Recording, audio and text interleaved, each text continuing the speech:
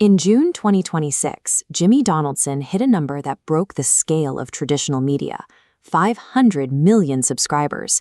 At that volume, he stopped being a standard content creator and became a self-sustaining digital economy. He had no major studio backing, no Hollywood upbringing, and no natural A-list charisma. Instead, his entire digital empire started in a bedroom in Greenville, North Carolina. As a teenager, he isolated himself, lived off delivery food, and spent years obsessively studying YouTube's recommendation engine. During those years of isolation, he mapped the hidden levers of viewer behavior. He learned how to predict which specific frame would keep a thumb from scrolling, and how to mathematically replicate that reaction millions of times over. But satisfying a machine learning algorithm comes with a catch. The system demands endless, exponential growth. Eventually, a human being trying to keep pace with an infinitely compounding formula is going to hit a wall. The earliest iteration of his formula was purely tactical.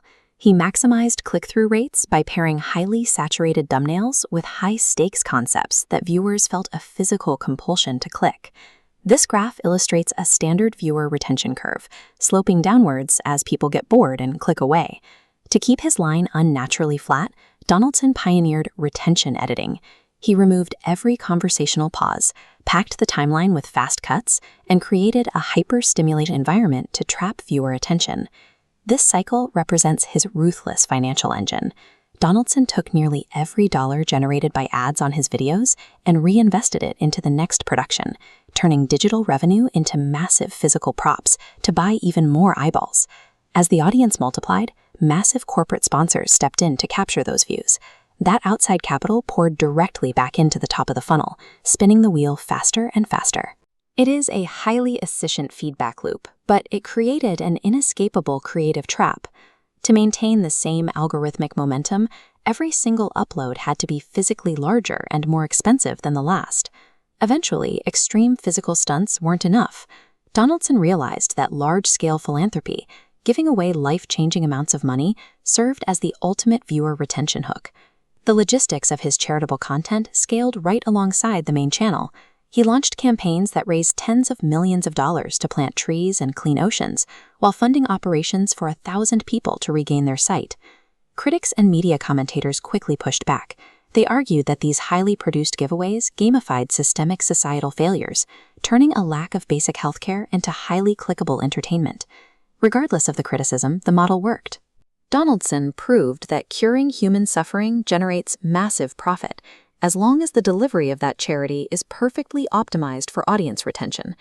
Even a perfectly optimized retention engine eventually hits a math problem. There are only so many English-speaking viewers on YouTube, and the channel was running out of them.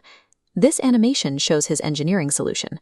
Working directly with YouTube's product team, Donaldson helped pilot a feature that split his single audio waveform into 11 distinct, localized language tracks on the exact same video. By dubbing his content, he shattered the language barrier. A localized American channel instantly captured market share in dozens of countries simultaneously, reaching a scale previously reserved for major television networks.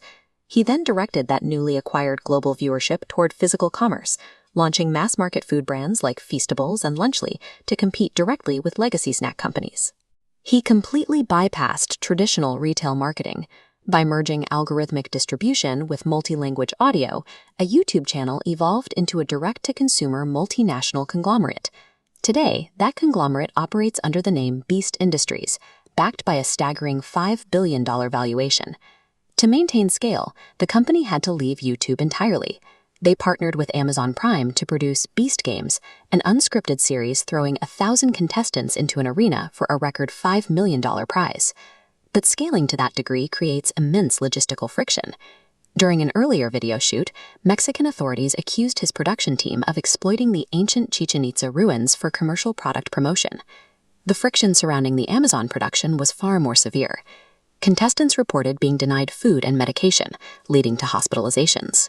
5 former participants filed a class action lawsuit alleging unsafe conditions, sexual harassment, and the use of illegal contracts to secure tax credits. Internal corporate culture faced similar scrutiny.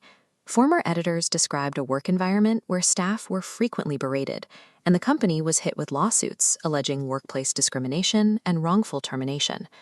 The friction of the real world caught up to the formula.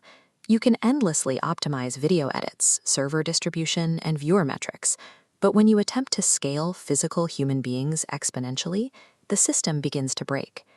Jimmy Donaldson changed the standards of what it takes to get noticed online. His data-driven approach proved that a single individual, optimizing for every fraction of a second, could build a platform with a larger reach than the legacy media conglomerates that once defined the industry. The challenge for MrBeast is no longer figuring out how to optimize for the recommendation engine. The question is whether a system obsessed with pixel-perfect digital retention can evolve into a sustainable, ethical human organization.